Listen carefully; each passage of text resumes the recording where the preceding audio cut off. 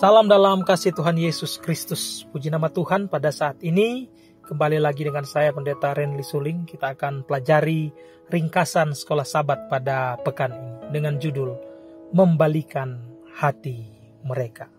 Mari kita lihat saudara-saudara di dalam sekolah Sabat, saudara-saudara sekalian, Ulangan pasal 5 ayat 29. Kiranya hati mereka selalu begitu, yakni takut akan daku dan berpegang pada segala perintahku, supaya baik keadaan mereka dan anak-anak mereka untuk selama-lamanya. Nah, saudara-saudara sekalian, mari kita lihat apa yang menjadi arti daripada pertobatan.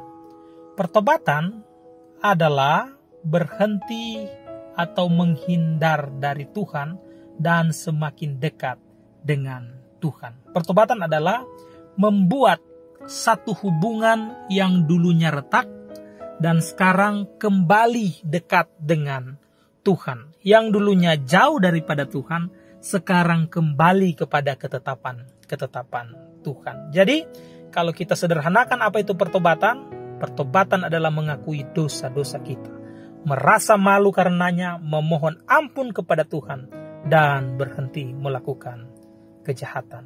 Untuk itu kita akan pelajari pada Sabat Tuhan yang diberkati ini melalui sekolah Sabat, apa peran Allah dalam pertobatan kita, apa peran kita dan panggilan untuk pertobatan. Kita boleh lihat dalam perjanjian baru tentunya. Nah, mari kita lihat di sini ya, keinginan Allah. Kiranya hati mereka selalu begitu, yakni takut dan daku, berpegang pada segala perintahku, supaya baik keadaan mereka dan anak-anak mereka untuk selama-lamanya. Ulangan pasal 5 ayat 29. Ayat ini dimulai dengan frasa Ibrani yang secara harfiah diterjemahkan sebagai siapa yang akan memberi. Nah, ini mirip dengan jika saja. Lihat Kejadian pasal 16 ayat 3. Ini yang mengungkapkan gagasan tentang kehendak, keinginan seorang yang sangat mengharapkan sesuatu. Allah ingin melihat kita kembali kepadanya dan takut akan Dia dan menaatinya. Karena hanya itulah yang terbaik untuk kita. Dia dapat memaksa kita untuk melakukannya, tetapi Dia tidak melakukannya karena Dia menghormati kehendak bebas saya dan saudara. Nah, luar biasa saudara-saudara.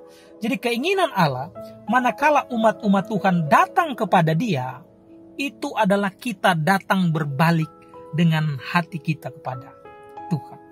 Mari kita lanjut pada bagian yang berikut adalah kasih karunia. Ulangan pasal 4 ayat 9. Dan baru di sana engkau mencari Tuhan Allahmu dan menemukannya, asal engkau menanyakan Dia dengan segenap hatimu dan dengan segenap jiwamu. Ulangan pasal 4 ayat 29. Allah mampu meramalkan dengan sempurna apa yang akan terjadi pada seseorang seperti Petrus dalam Matius pasal 26 ayat 34. Untuk suatu bangsa seperti Israel dalam Ulangan pasal 4 ayat 25 dan seterusnya.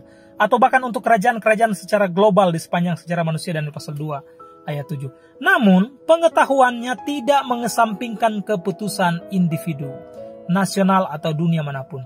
Allah benar-benar tahu keputusan mana yang akan kita buat. Dia masih mendesak kita untuk membuat pilihan yang benar, bertobat, datang kepadanya. Jadi kasih karunia Allah cukup untuk mengampuni setiap orang yang bertobat dan ingin kembali kepada Tuhan. Kasih karunia Allah kepada semua orang, bukan kepada bangsa tertentu atau umat tertentu, tetapi siapa saja yang rindu dan mau untuk melihat kasih karunia Tuhan.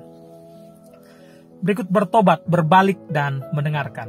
Ulangan pasal 30 ayat 1-3. Maka apabila engkau menjadi sadar dalam hatimu dan apabila engkau berbalik dan mendengarkan, maka Tuhan Allahmu akan memuliakan keadaanmu. Saudara-saudara sekalian, ketika kita mau bertobat, ada langkah-langkah yang harus kita ikuti, yang tercantum dalam kutipan kitab Ulangan ini. Yang pertama adalah mendengarkan, ya, merasakan kesedihan yang mendalam karena telah berbuat dosa. Yang berikut berbalik, berhenti untuk menghindar dari Allah dan kembali kepadanya, bertobat, meninggalkan dosa dan bertindak sesuai dengan kehendak Allah. Luar biasa sekali, saudara sekali. Yang berikut datang kepada Allah dengan segenap hatimu. Ulangan pasal 30 ayat 1 dan 2. Maka apabila engkau menjadi sadar dalam hatimu dan apabila engkau berbalik dan mendengarkan suaranya dengan segenap hatimu dan dengan segenap jiwamu. Saudara-saudara sekalian, ya, Allah tahu bahwa Israel akan tidak menaatinya dan bahwa mereka akan hidup dalam pembuangan. Karena itu Dia memberi mereka harapan. Mereka akan menerima berkat-berkat-Nya lagi dan kembali ke tanah perjanjian jika mereka menginginkan dengan sepenuh hati. Artinya mereka hanya memerlukan pertobatan sejati, keinginan yang kuat untuk kembali kepada Allah. Ini yang menjadi panggilan untuk bangsa Israel.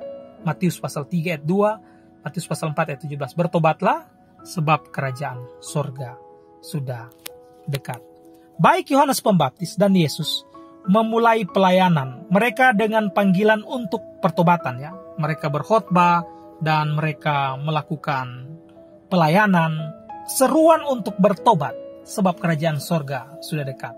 Nah, pertobatan dan Injil terkait erat. Anda boleh buka dalam Markus pasal 1 ayat 15. Lagi pula pertobatan tidak akan berguna jika Yesus tidak mati bagi dosa-dosa kita untuk mengampuninya. Itulah sebabnya Petrus memanggil orang banyak datang di dalam hari Pentakosta untuk bertobat. Dan perkataannya adalah, bertobatlah dan hendaklah kamu masing-masing memberimu dibaptis dalam nama Yesus Kristus untuk pengampunan dosamu. Maka kamu akan menerima karunia Roh Kudus. Kisah pasal 2 ayat 38. Kita adalah orang-orang berdosa, jadi kita harus bertobat dari dosa-dosa kita, mengubah kebiasaan berdosa kita, dan memilih untuk menjauhkan darinya. Tuhan akan memberi kita hati yang baru. Mazmur pasal 51 ayat 10. Saudara-saudara sekalian, menarik pelajaran sekolah Sabat. Mari kita membalikan hati kita untuk datang kepada Tuhan. Boleh jadi Anda adalah orang yang sudah jauh daripada Tuhan. Boleh jadi Anda adalah orang yang begitu lama di dalam pergumulan, sudah meninggalkan Tuhan. Mari datang kepada Tuhan. Ataupun boleh jadi Anda tidak tahu bahwa sebenarnya Anda sudah hilang. Mari datang kepada Tuhan dalam pertobatan. Satu komentar di dalam buku Desire of Ages, dia katakan begini, saudara-saudara sekalian. Bahkan kita tidak dapat bertobat tanpa bantuan Roh Allah. Ingat baik-baik, pertobatan tidak akan terjadi tanpa bantuan Roh Allah. Pertobatan datang dari Kristus sama seperti keampunan datang kepadanya. Kasihnya itu menarik kita kepadanya. Kalau kita tidak melawan penarikan ini, kita akan dituntun ke kaki salib dalam pertobatan dari segala dosa yang telah menyelipkan juru selamat. Lalu oleh iman, Roh Allah menghasilkan suatu kehidupan yang baru di dalam jiwa. Segenap pikiran dan keinginan akan ditaklukkan kepada kehendak Kristus. Hati pikiran dijadikan kembali. Kiranya pelajaran ini menjadi berkat dan Tuhan memberkati kita semua. Amin.